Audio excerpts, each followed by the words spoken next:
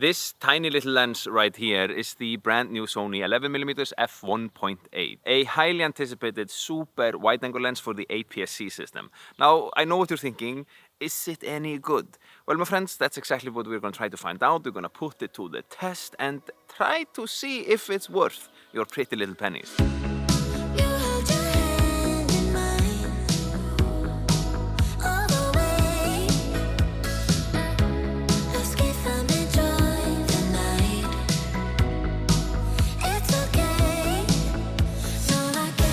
So this is a vlogging setup and a vlogging scenario with the 11mm. I'm filming on it right here. I have it on the Sony ZV-E10. I think that's also the camera that most of you will be using, at least the most popular aps-c camera at the moment. And what do you see?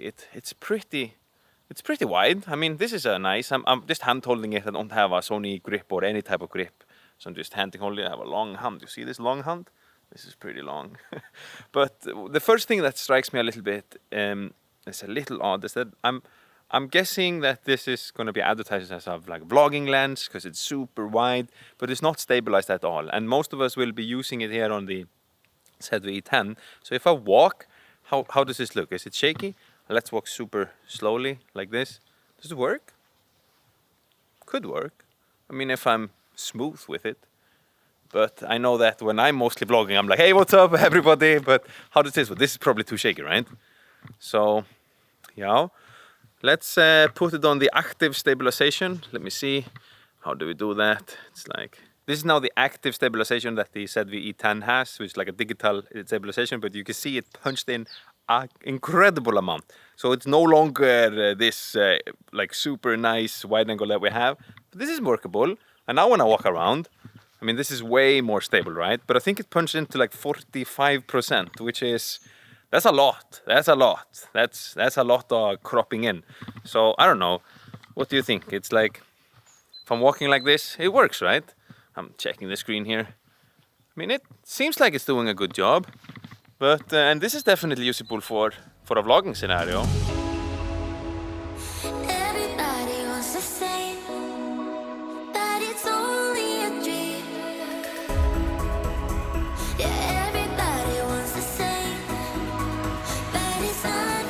So if you're using a ZV-E10, you can use this active digital stabilization, and this is usable. This is pretty nice. I mean, yeah, I would definitely use this as a vlogging lens, and looks good like this. But the difference, you know, from this, when it's, you know, stabilized, to this here, is pretty huge. This is insane. This is so wide. I like this. But again, if we vlog like this, it's gonna be a little bit too shaky. So keep that in mind, at least when you like decide to take this camera. But the f1.8 is pretty nice, right? Let's punch it down to 1.8. Do you get any nice bokeh with it? Here is 1.8. Do we get nice bokeh? How close can I go? Can I go? Hey, can I go this close? Maybe I should always vlog with my face is super. This is a real wide angle lens. Hvað frétta? My name is Arnoldur, and yeah, if you're here, like the video, and let's try it out a little bit. And probably put a little bit on the gimbal and just like check it out, and then we head to the studio, you know. And I'm gonna review the footage. But for now, how close can I be? How close is the focus distance? Does it say it here? 1.15 meters focus distance. All right, it's pretty nice. It's a nice lens, I like it.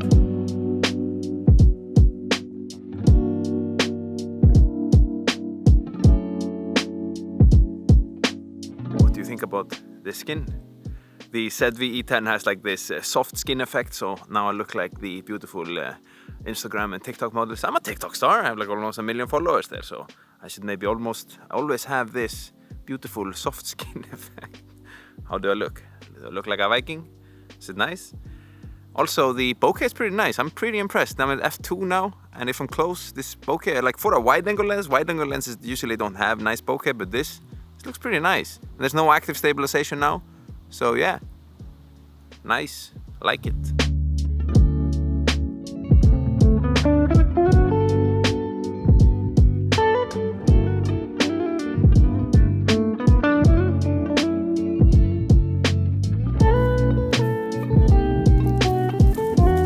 All right, so Wait, let's take this stupid soft skin effect away. Wait. Off. It's better. Looks more looks more like me. Anyways, let's head now to the studio. I want to review the footage and like take a look at it and see what it looks like, not just on a little monitor like here, but actually on a screen. And then I'll, give you guys my honest opinion on this lens. So far so good, and yeah, let's see you guys in the studio. So welcome to the studio. I've spent the last hour just not being able to talk. I've spent the last hour just looking through the footage and reviewing it a little bit. And before I tell you guys my honest opinion of it, then let's just quickly take a look at the build quality of this. So this is what the lens looks like. It's very small and lightweight. That's like the first thing that you'll notice. It is a little plasticky, but it is like dust resistant and all that, so it shouldn't be a problem. Focus ring is nice, it has a nice feel to it, and you can see it has like this autofocus and manual focus. And yeah, not much more to say other than, again, it is small and lightweight.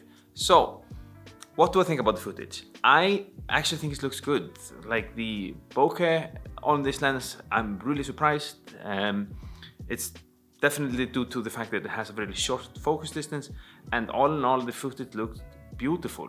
So yeah, you saw all the footage that I shot that weren't like footage of me in the beginning showing you this was shot on this lens here. I did also try to take a few photos with it. You can see them here.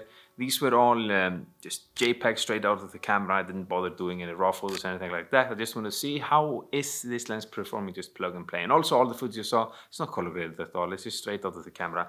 And the photos sharp and nice. I mean, I think that this lens from Sony was much needed. To have one of these ultra wide angle lenses on the aps-c system, it's good, and this is a fantastic lens.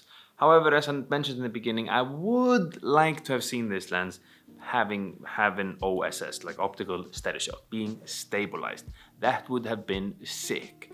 And maybe then this lens would have been like way too good, but I think if you think about like the fact that most people are using the ZV-E10, it's not stabilized, or this A6400, the most popular aps-c lens in the cameras, then,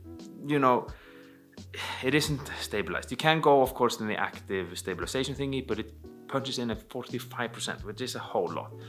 I'm hoping that in the future that Sony will make a new and better aps-c models that are stabilized. I know that the A6600 is stabilized, but I hope that they make like good stabilized camera, and then that, and maybe in combination with an like active stabilization, there is a less crop, maybe 10 to 15% or something like that. I think then you would see this lens here being at its prime. I just want to add in quickly here that don't get too hooked on the fact that it's not stabilized and make that be like the biggest reason why I don't get it, because it is a fantastic lens. Having this super wide angle and at f1.8, I mean, it's great, and you can use that active stabilization thingy, and then it is usable for vlogging. It's wide enough to vlog, you saw that, which is, I think, big reason why a lot of people would want to get the lens.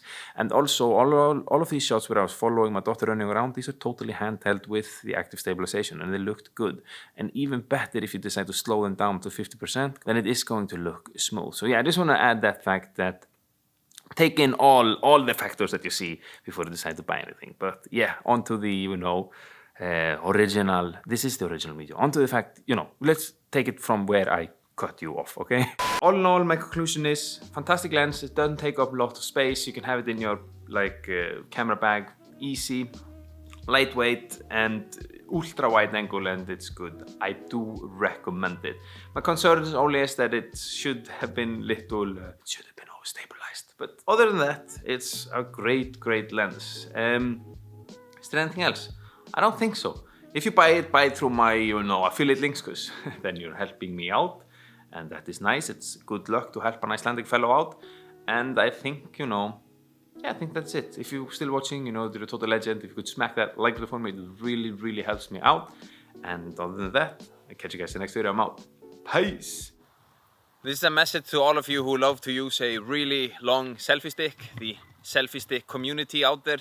Then using a wide angle lens like this